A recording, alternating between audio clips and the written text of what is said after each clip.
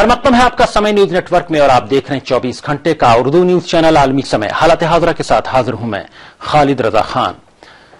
जनता कुंभी की 6 पार्टियों ने मिलकर एक नई पार्टी बनाई है। हालांकि अभी पार्टी का नाम तय नहीं हुआ है, लेकिन सबसे मुश्किल मरहला यानी लीडरशिप का मसाला तय हो गया है। समाजवादी पार्टी के सदर मुलायम सिंह यादव को इस नई पार्टी का सदर मुंतखब कर लिया गया है। अब ये नई पार्टी पार्लियामेंट में मुत्तहिदा अपोजिशन का भी रोल अदा करेगी और आने वाले वक्त में बिहार और उत्तर प्रदेश के असेंबली इंतखाबात में भी बीजेपी के रथ को रोकने की कोशिश करेगी। कितनी कारगर होगी जनता कुंभी की ये कोशिशें और सियासी मंजरनामे पर यह नई पार्टी क्या असर डालेगी, इन्हीं सवालात के जवाबात आज हम अपने इस प्रोग्राम में जानने की कोशिश करेंगे। इस मौजू पर बात करने के लिए हमारे साथ स्टूडियो में मौजूद हैं सहारा उर्दू मीडिया के ग्रुप एडिटर जनाब सैयद फैसल अली साहब। आप काल में समय स्टूडियो में खैर मकदम है। शुक्रिया खालिद। इनके अलावा हमारे साथ जनता कुंभी के चंद लीडरान हमारे साथ गुफ्तगू में शामिल हो रहे हैं और कांग्रेस और बीजेपी के भी हमारे साथ लीडरान शामिल हो रहे होंगे, क्योंकि कांग्रेस और बीजेपी ने भी अपने रद्द-ए-अमल का इजहार किया है जनता कुंभी के बनने पर और सबके इकट्ठा होने पर। तो आइए शुरू करते हैं अपना खुसूसी प्रोग्राम हालत हाजरा।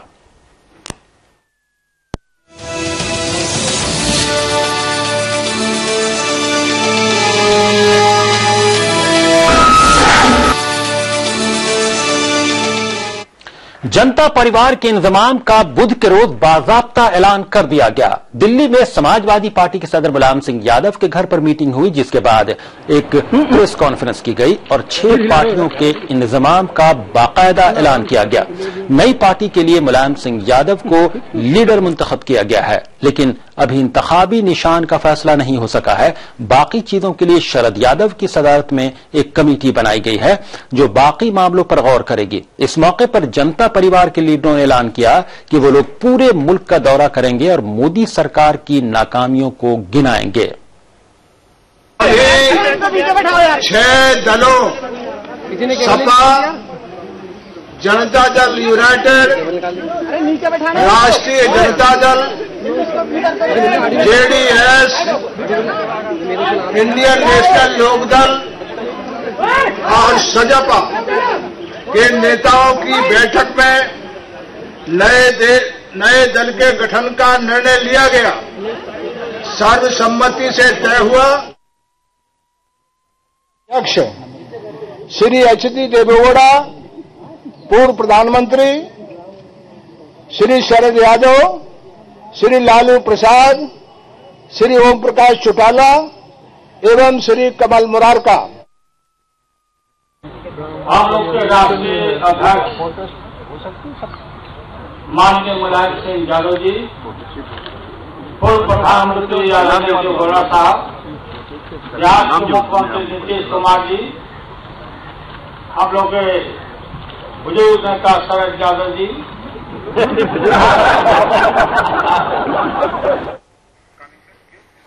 इस मौके पर मुलायम सिंह यादव ने मोदी सरकार पर हमला बोला। उन्होंने कहा कि सरकार घमंड से चूर है और कोई बात सुनना नहीं चाहती। आज एक ऐसे समय पर और ये वास्तव में ऐतिहासिक निर्णय है, क्योंकि वर्तमान देश के सामने बड़ी चुनौतियां हैं और चुनौतियों को वर्तमान सरकार ने भी स्वीकार नहीं किया। न उस आधार पर कम जो आपकी दिल्ली की सरकार है, तो हम लोगों को चिंता हुई कि आखिर इन्हें बहुमत तो मिल ही गया और बहुमत मिलने के बाद एक साथ पूरा हुआ। एक नया काम बता दो इस सरकार ने किया, तो हम लोगों को जरूरत पड़ी कि देश के सामने सीमा को लेकर के भी आंतरिक जो हमारे साथ व्यवस्था है और आपसी प्रभाव की स्थिति में देश को होते हुए दिल्ली की सरकार ने कोई महत्वपूर्ण कदम नहीं उठाया। हमारे साथ स्टूडियो में बातचीत के लिए मौजूद हैं सहारा उर्दू मीडिया के ग्रुप एडिटर सैयद फैसल अली साहब और फोन लाइन के जरिए गुफ्तगू में शामिल हो गए हैं बिहार कांग्रेस के स्पोक्स पर्सन तर्जुमान चंदन यादव जी। आपका खैर मकदम है। और हमारे साथ फोन लाइन के जरिए पटना से बातचीत में शामिल हो रहे हैं जेडीयू के एमएलसी और जेडीयू के लीडर हमारे साथ प्रोफेसर असलम आजाद साहब भी गुफ्तगू में शामिल हो रहे होंगे। सैयद फैसल अली साहब, आप कैसे देखते हैं ये जो इंजमाम हुआ है और पुराने जो जनता पार्टी के जो बिखरे हुए लोग थे जिनमें हमेशा इख्तिलाफात रहे हैं वो इस मौके पर इकट्ठा हुए हैं, कितने दिनों तक चलेगा यह मामला? देखिए, ये तो आने वाला वक्त बताएगा कि कितने दिनों तक चलेगा। बस हम ये उम्मीद कर सकते हैं कि अपनी गलतियों से इन लीडरान ने सबक हासिल किया होगा और माजी में जो बेवकूफियां कर चुके हैं, जो गलतियां कर चुके हैं, जिसकी वजह से इनका जो एक साथ रहने का जो मामला है बहुत ज्यादा लंबा नहीं रह पाया, वो ऐसी गलती ये दोबारा नहीं करेंगे। मैं आपको बताऊं खालिद, अभी 2 दिन कबल मुझसे मेरी मुलाकात लालू जी से हुई थी पटना में, और वो बहुत पुरएतमाद थे कि अगर ये जो मर्जर है काम किया पूरे तौर पे, और जिसके लिए भी वो पूरी उम्मीद है कि वो करेगा, और तो दिल्ली के तरह की हार वो भारतीय जनता पार्टी को बिहार में दे सकेंगे। हालांकि ये बात बहुत बड़ी है जो लालू जी कह रहे थे, लेकिन ये कि इससे बहुत इनकार नहीं किया जा सकता है। अगर आप वोट परसेंटेज देखें पिछले इलेक्शंस का बिहार में, जो पार्टियां एक साथ आई हैं उनका क्या रहा है, तो उस हिसाब से बिहार में एक टफ फाइट तो जरूर हो जाएगी बीजेपी के लिए और उत्तर प्रदेश में। लेकिन सबसे बड़ी बात यह है खालिद कि इसका नेशनली एक बहुत बड़ा एक इम्पैक्ट होगा और एक बहुत क्लियर मैसेज जाएगा। अभी देखिए जिस तरह से कांग्रेस चरमरा गई है,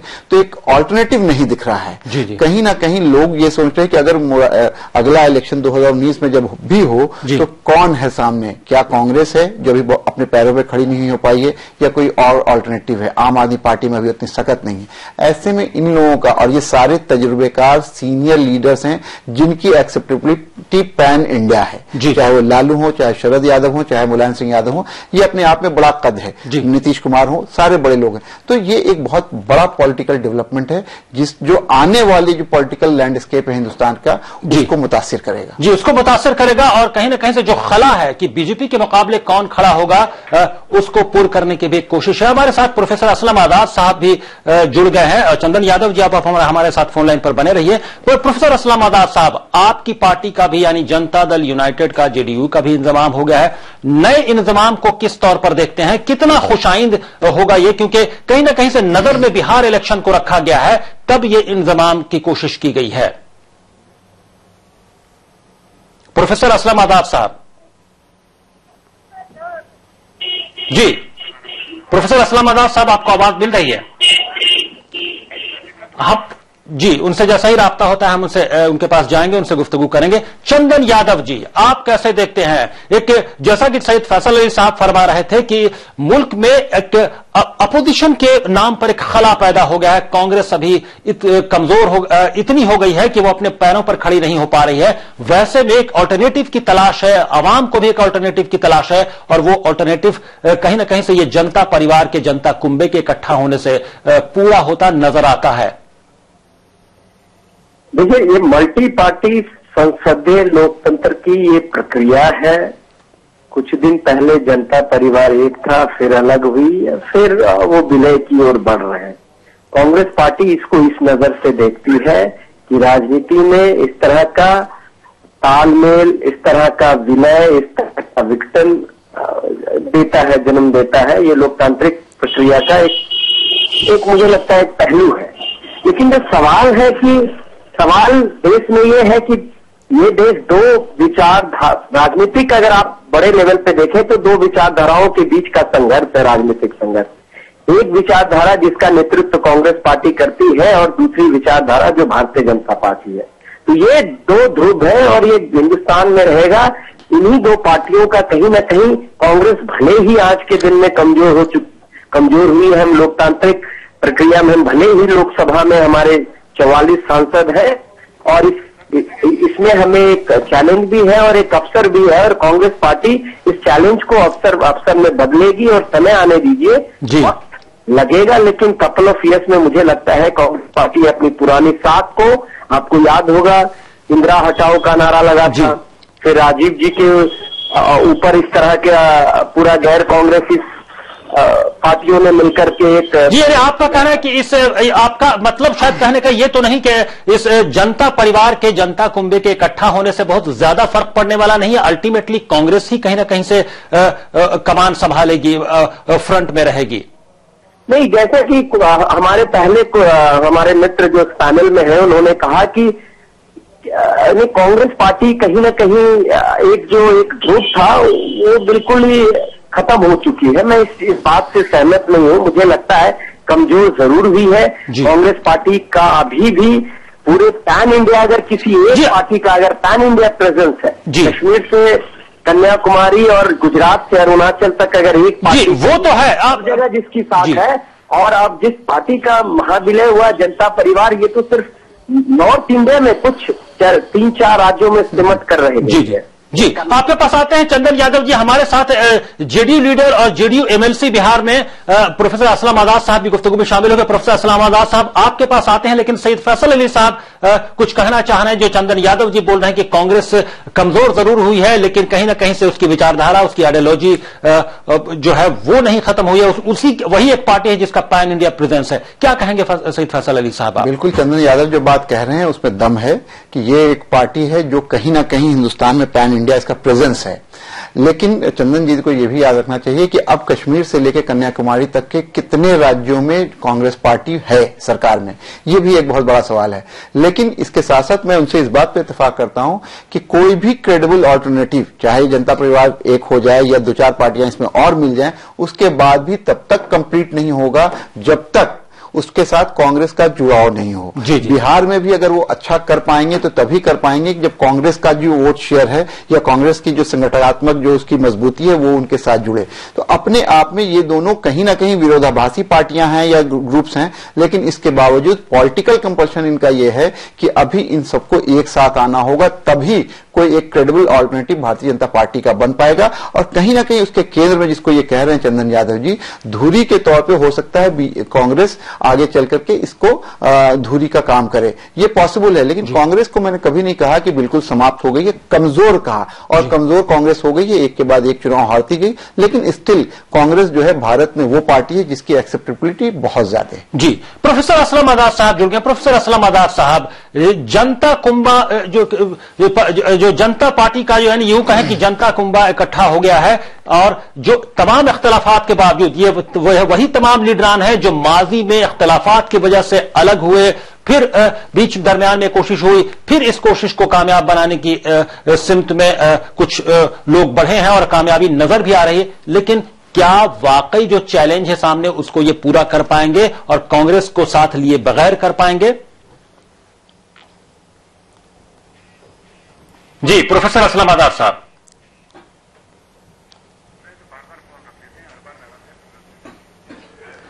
जी, प्रोफेसर असलम आजाद साहब के पास हम फिर चलेंगे। चंदन यादव जी, क्या लगता है आपको, क्या कांग्रेस के बगैर, जैसा कि सईद फैसल अली साहब ने कहा कि कहीं ना कहीं से कांग्रेस का साथ जरूर लेना पड़ेगा, और अगर हम नेशनल लेवल पर देखें तो कांग्रेस एक एक्सिस का काम करती है, कहीं ना कहीं से कांग्रेस के गिर्द ही ये जनता कुंभा, जनता परिवार भी घूमता नजर आता है। अगर नेशनल लेवल पे इलेक्शन में या चैलेंज देने की बात अगर बीजेपी को होती है तो मैं ये समझ हार मानना पड़ेगा कि जो विचारधारा कांग्रेस पार्टी लेकर चलती है सबसे ज्यादा कर्मण्य है, सबसे ज्यादा एक्सेप्टेबिलिटी उस विचारधारा को है। इसलिए आप देखेंगे कि मल्टी पार्टी डेमोक्रेसी में ज्यादातर पार्टियां उस सेकुलर मिजाज की पार्टियां हैं, जिसके कारण कभी कभी ये भी देखा गया है कि इलेक्टोरल पॉलिटिक्स में कहीं न कहीं सेकुलर वोटों पे बंटवारा होने से सांप्रदायिक ताकतों को इलेक्टोरल विक्ट्री मिल जाती है।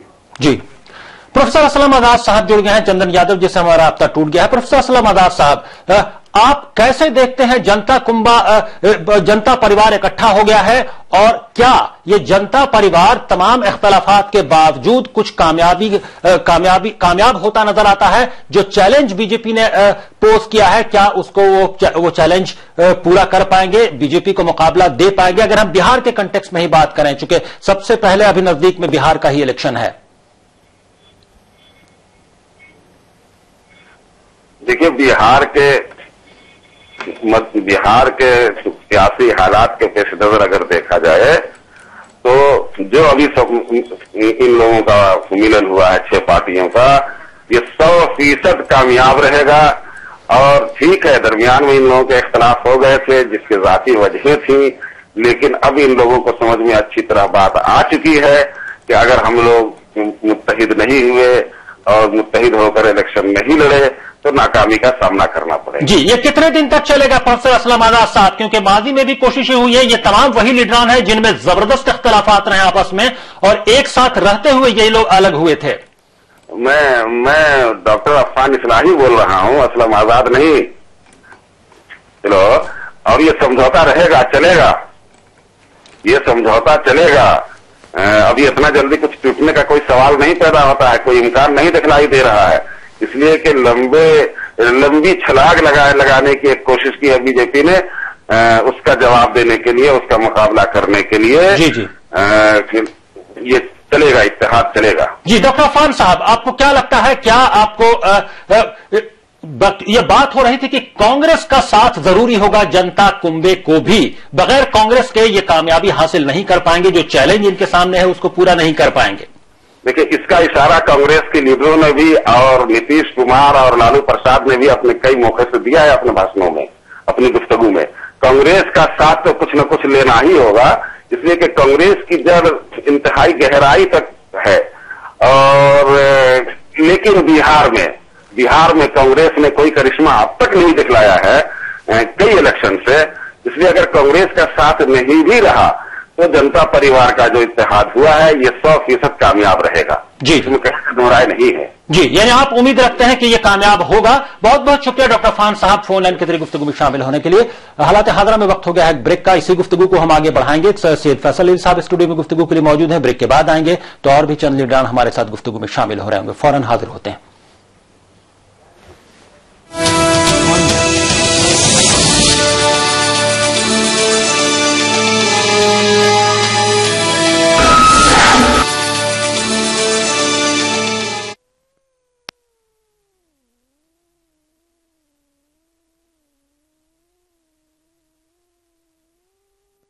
मुबारक हो सेठ जी, आखिरकार चौधराइन आ ही गई कर्जा मांगने। आओ आओ चौधराइन। आदाब सेठ जी। सुना है साहबजादी की शादी तय हो गई? हाँ सेठ जी, बहुत अच्छा खानदान है। कुछ रुपए पैसों की जरूरत हो तो? नहीं सेठ जी, इसके लिए तो मैंने देही डाक जीवन बीमा पहले से ही करा रखा है। इसके बावजूद भी जरूरत पड़ी तो दूसरी पॉलिसी पर लोन ले लूंगी। मैं तो बस ये बुलावा देने आई हूँ। देही डाक जीवन बीमा, ताकि आपका वकार हमेशा बना रहे। किंग आयुर्वेदिक तेल जो बना है 16 खास आयुर्वेदिक तत्वों से, रखे मेरे बालों का ख्याल और बाल रहे लंबे, काले और घने। Kesh King, the king of hair oil.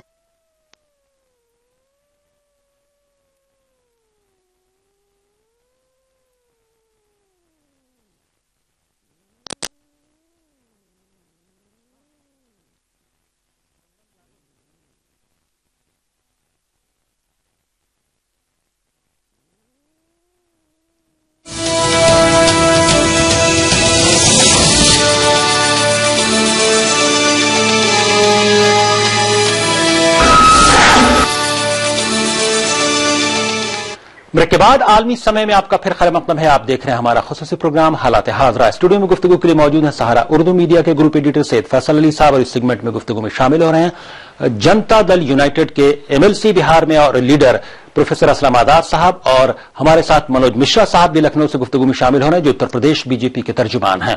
जनता परिवार के इंतजाम पर बीजेपी ने कहा है कि बिहार इंतखाब को देखते हुए ही ये इंतजाम हुआ है, क्योंकि ये लोग डरे हुए हैं कि बीजेपी के हाथों इनकी शिकस्त होने वाली है। ये जनता परिवार का जो विलय हुआ है वो बिहार को ध्यान में रख के हुआ है।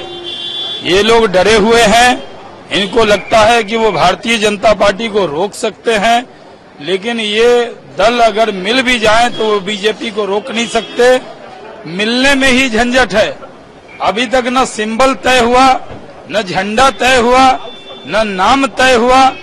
ये 6 दल तो हैं, लेकिन इनमें विवाद इतना है कि सिर्फ मुलायम सिंह जी को अध्यक्ष बनाया, पार्लियामेंट्री बोर्ड का अध्यक्ष बनाया, लेकिन अभी कुछ तय नहीं हुआ है। तो बनने से पहले ही विवाद साफ दिखता है।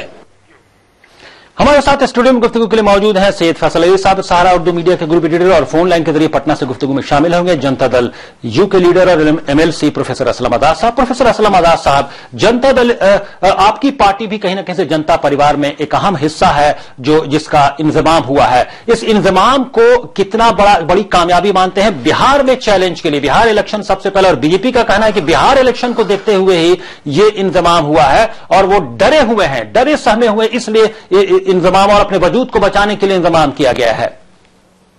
नहीं, उसको मुल्क के सियासी हालात के तनाजुर में देखने की जरूरत है जी। बिहार में ये सही है कि इंतखाबात इस साल अक्टूबर नवंबर में होंगे, लेकिन मोदी साहब ने जिस तरह वादे किए थे और ऐलानात किए थे, तो वो कहीं ना कहीं हमको लगता है कि पूरे मुल्क को उसने मायूस किया है जी। बीजेपी ने और वजीर आजम नरेंद्र मोदी ने।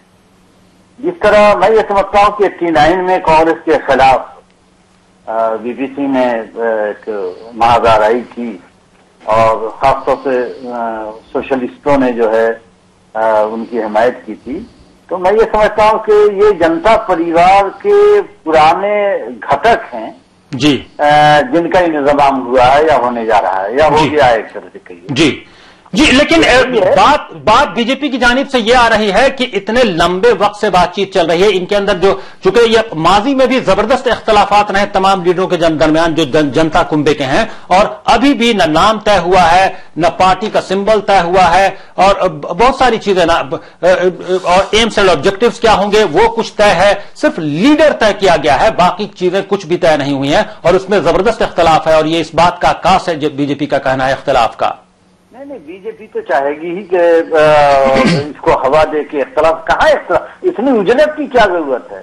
इंतखाबात भी अक्टूबर नवंबर में होंगे बिहार में, और मैं ये समझता हूँ कि बिहार में सबसे बड़ी पार्टी और सबसे अहम पार्टी जनता दल यू है। नीतीश कुमार की क़यादत में जो कुछ काम हुआ है जी।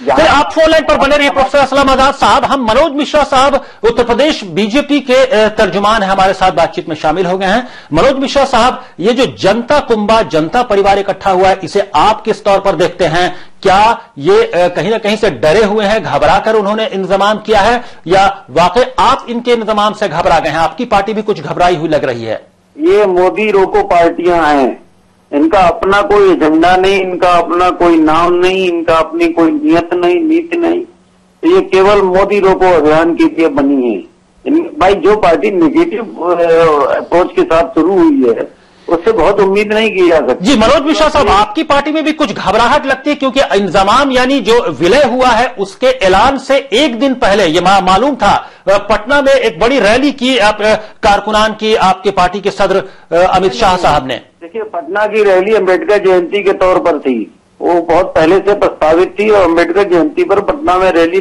पहले से प्रस्तावित थी, इसलिए नहीं की है, आज मिलने वाले हैं। और रैली एक दो दिन में नहीं हो जाती, रैली कुछ समय पहले तय होती है, तो वो रैली का इससे कोई संबंध नहीं। दूसरी बात यह है कि अमित शाह जी ने जो कहा है वो ठीक कहा है कि 0 + 0 बिग 0, तो 0 मिलकर बिग 0 बन जाएंगे, लेकिन कोई परिणाम निकलेगा इस पर विश्वास नहीं किया। इस पर जनता को संदेह है इनकी लीडरशिप पर जी। अगर ये इकट्ठे क्यों हुए? इन्होंने विकास का एजेंडा रखा होता, देश को अल्टरनेटिव पॉलिटिक्स देने का एजेंडा रखा होता, तब तो कुछ लोग भरोसा भी करते। इन्होंने रखा है एजेंडा मोदी जी को रोकने का कि बिहार में सत्ता छीन लेंगे जी, यानी मोदी हराओ इनका एजेंडा है, ये आपका कहना। आप फोन लाइन पर बने रहे। हमारे साथ स्टूडियो में मौजूद है सहारा उर्दू मीडिया के ग्रुप एडिटर सैयद फैसल अली साहब। सैयद फैसल अली साहब, क्या कहेंगे? ये जनता कुंभा इकट्ठा हुआ है मोदी हराओ मुहिम के तहत, और इनका कहना है कि कोई इनके पास एजेंडा नहीं है, ना कोई तरक्की का मॉडल है इनके पास, या कुछ भी नहीं, सिर्फ एक एजेंडा है।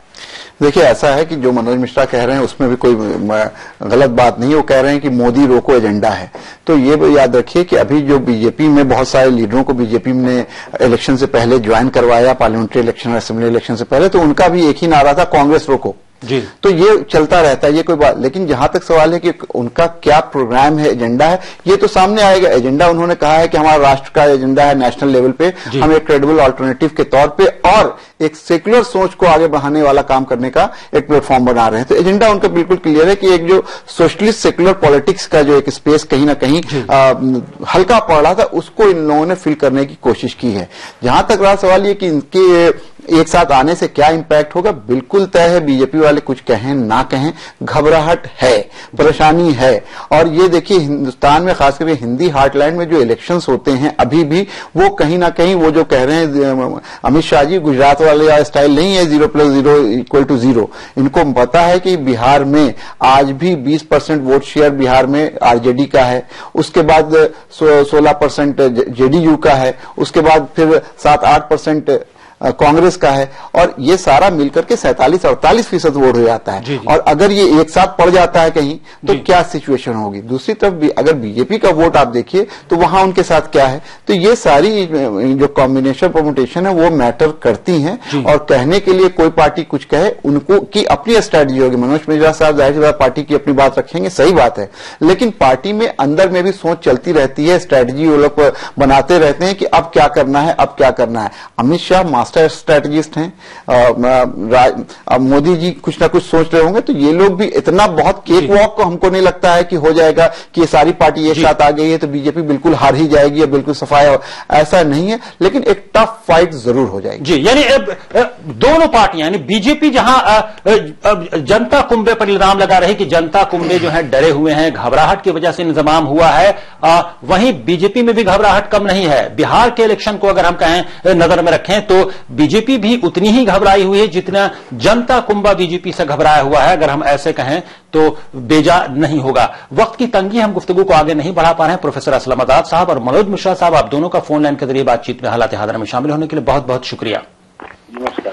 सैयद फैसल अली साहब, आपका भी स्टूडियो में तशरीफ लाने के लिए और हालात हादरा में शामिल होने के लिए बहुत बहुत शुक्रिया। शुक्रिया। हालात हादरा में अभी बस इतना ही। आप आलमी समय को इंटरनेट पर भी देख सकते हैं। लॉग ऑन करें www.samaylive.com। फिलहाल खालिद रजा को दीजिए इजाजत, मगर आप देखते रहिए आलमी समय।